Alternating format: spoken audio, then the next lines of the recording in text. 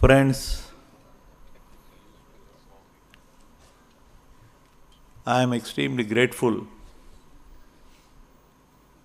to the Rotary International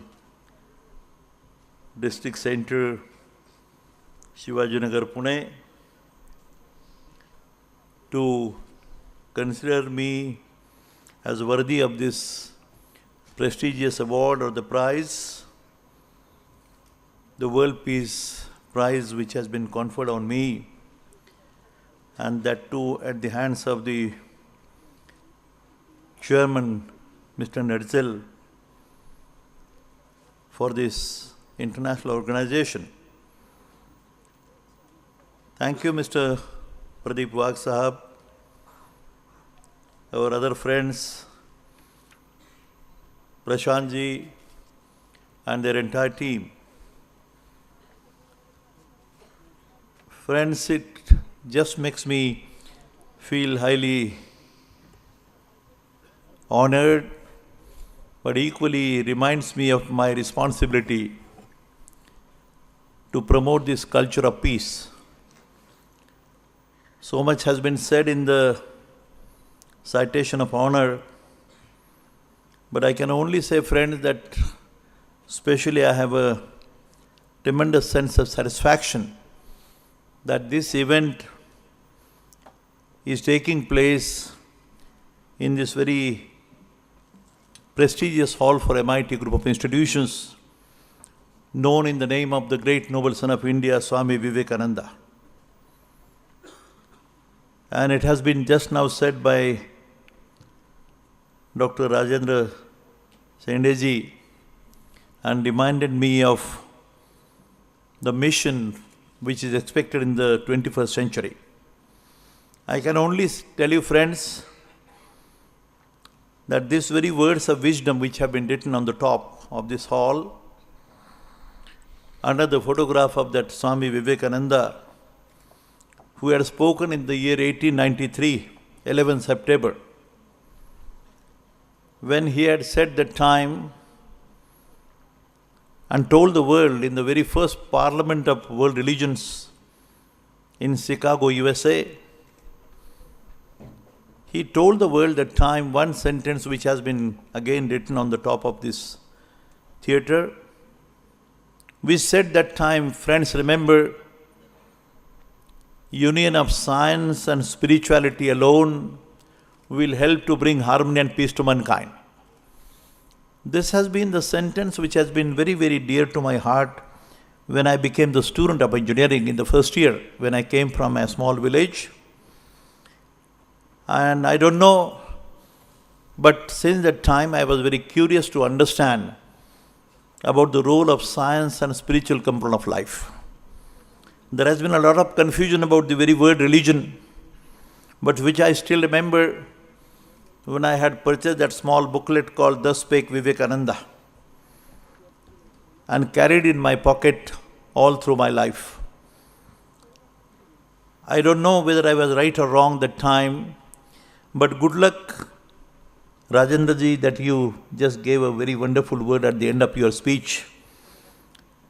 And you said that the world is really in the search of understanding exactly what is the role of spiritual component of life. And the very sentence which I read out to you, friends, it's not a time for long speech or to address your very learned, scholarly people, the thinkers, philosophers, scientists, and a very learned class of society, this very dignified class of the Rotarians. I can see them sitting at the front side of this hall. I can only tell you, friends, that now our time has come.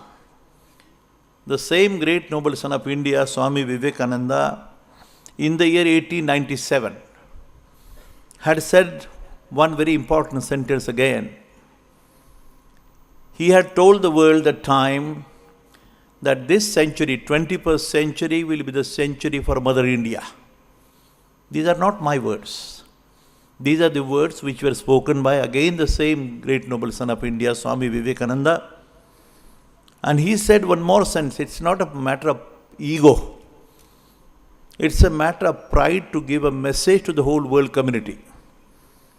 He said, possibly, my mother India, he says, my mother India, he has used that word, is going to emerge as a knowledge corner of the whole world.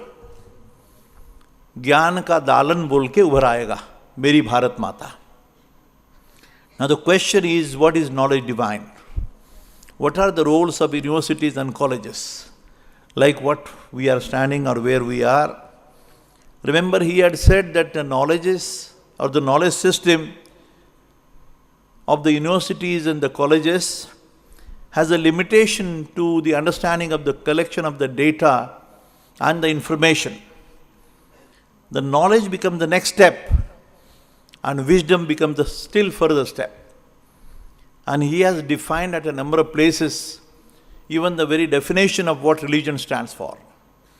He says religion is nothing but to perform your duty, possibly whatever, as a teacher or as a professor or as a scientist, he has to perform the duty. In India especially, we have a saying, the duty toward the mother, duty toward the father, the family, the society, the nation and the whole world. Vasudhaiva Kutumbakam. World as one family. Only one sentence.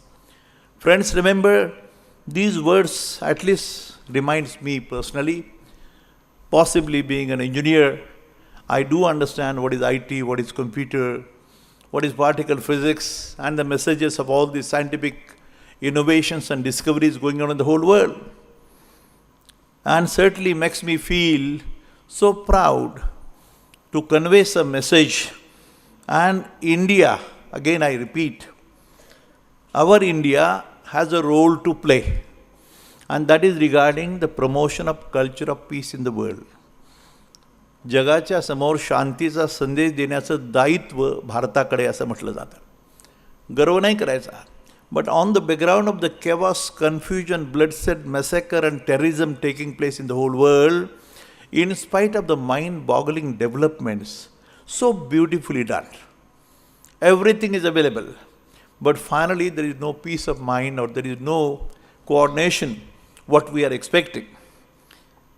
I would not say much about it, but I have a small booklet in my hand which reminds me of the very recent parliament which was held in America at Salt Lake City. Nearly 10,000 delegates from 80 nations had gathered together, and the subject given to me, I'll just repeat a few sentences, was the very same subject which Mr. Paul Netzel spoke about.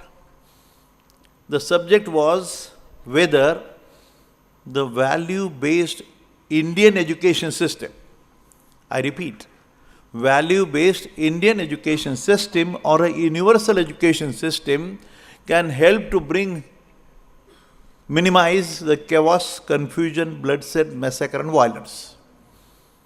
Subject is very clear, and you have to answer it as a teacher, as an educationist.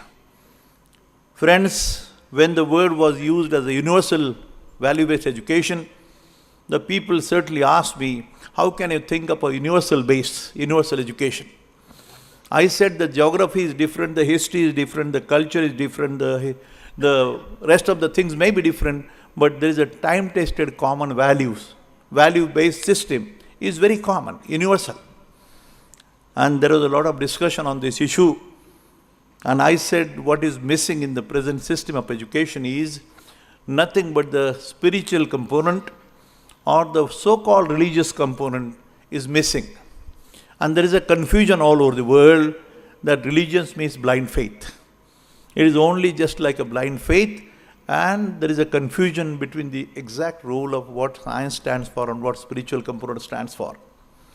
I am a follower of the very words of wisdom spoken by Vivekananda himself, and basically now is the time when the world has started at least thinking that what is the spiritual component of life. I had said the time in this Parliament of Religions recently held in America, and I had reminded to those people that time of one small quotation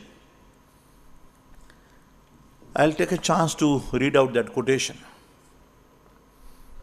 It says, we call it as a fellowship. Friends, we are the birds of the same nest. We may wear different skins, we may speak different tongues, we may believe in different religions, we may belong to different cultures, yet we share the same home, the Mother Earth.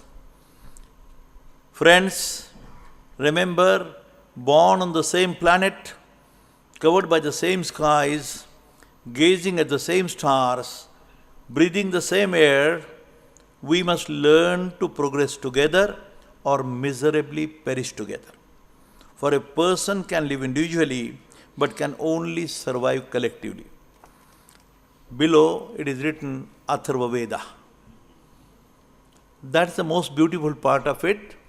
And when I just read this and told those people, those 10,000 delegates, that this is a quotation from Atharva Veda, you will not believe, friends, and I told them that I belong to India, I come from India, so I am not unnecessarily proud or egoistic about this statement.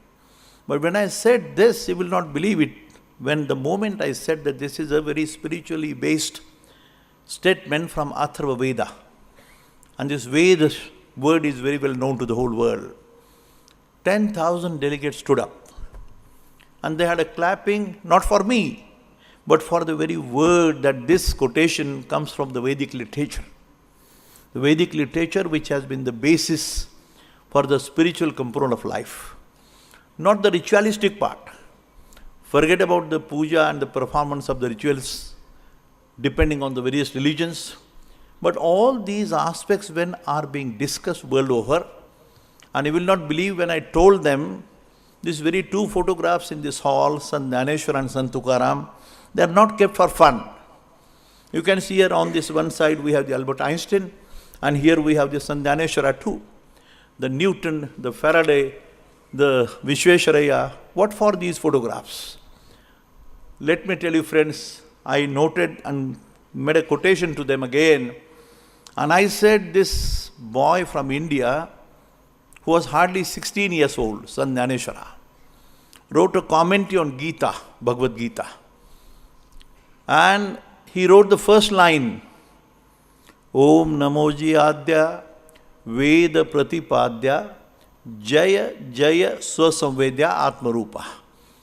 This very word, even though it reflects in Marathi, let me tell you, friends, for my people from outside, that it says that I am writing this scripture called Jnaneshwari to understand the ultimate reality, the ultimate truth of the universe. The same words which have been written by Stephen Hawking from Cambridge in the brief history of time from Big Bang to black hole.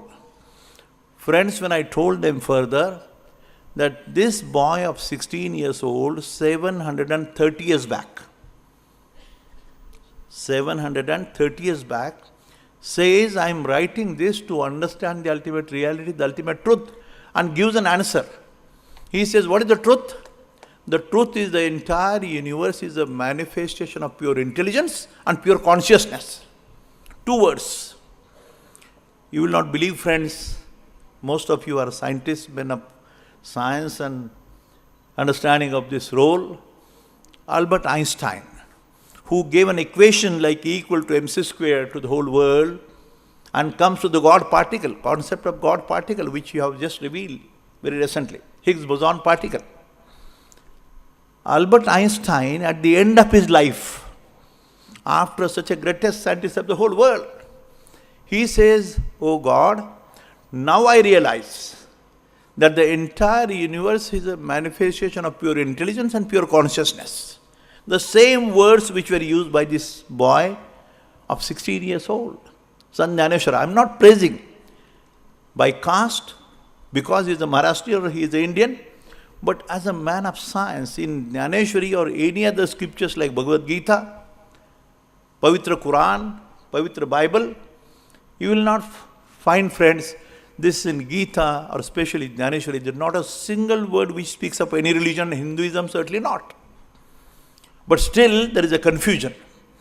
The people feel that these are religious books. I feel sincerely, and I would like to appeal to the friends, that please read and go through.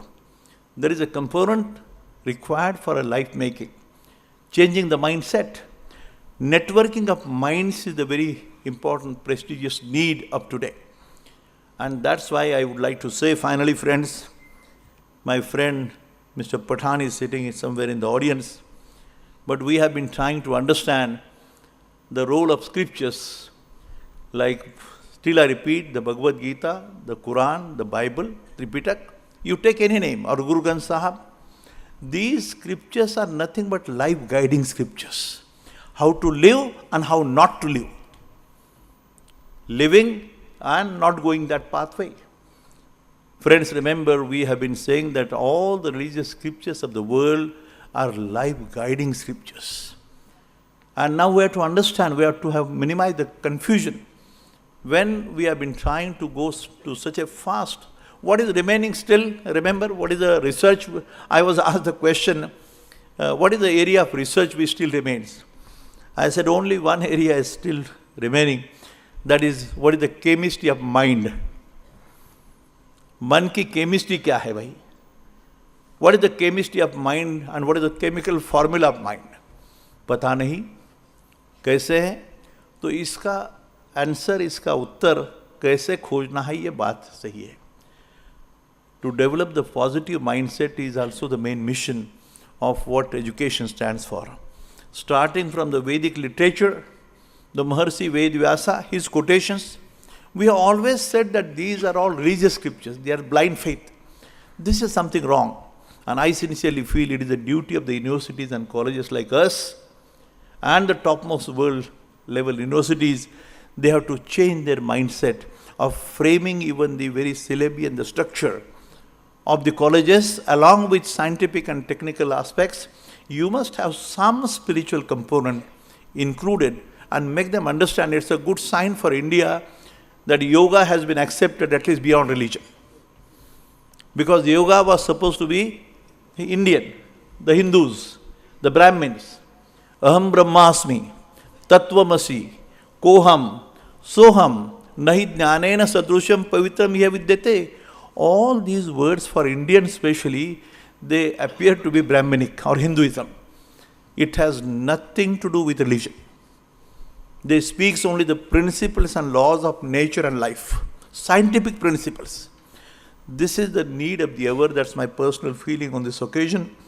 And this World Peace Center, Alandi, or the group of institutions, we have been at least following in these footsteps. I'm so grateful, Doctor, to you, especially coming from America and giving this special award for world peace. I'll certainly try to prove worthy of it and try to contribute something, but only appeal to you is that let's come closer. It's not an individual work. Possibly Wagh Sahab and your friends and your all members of Rotarians who are very learned people, very qualified, competent people. Money-wise, I don't want to speak. There is no dearth of money in this country too, but let's come together and contribute something for promoting the culture of peace, because especially for India again has a role to play, let me tell you. And that emergence is going to take place. Because the words of wisdom spoken by Vivekananda in 1897, they will never go wrong.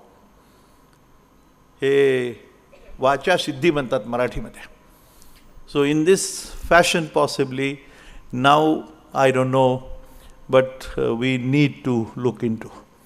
And we need to improve ourselves and try to think of the role of science and spiritual component of life and make a better world to live. Thank you, friends. Thank you.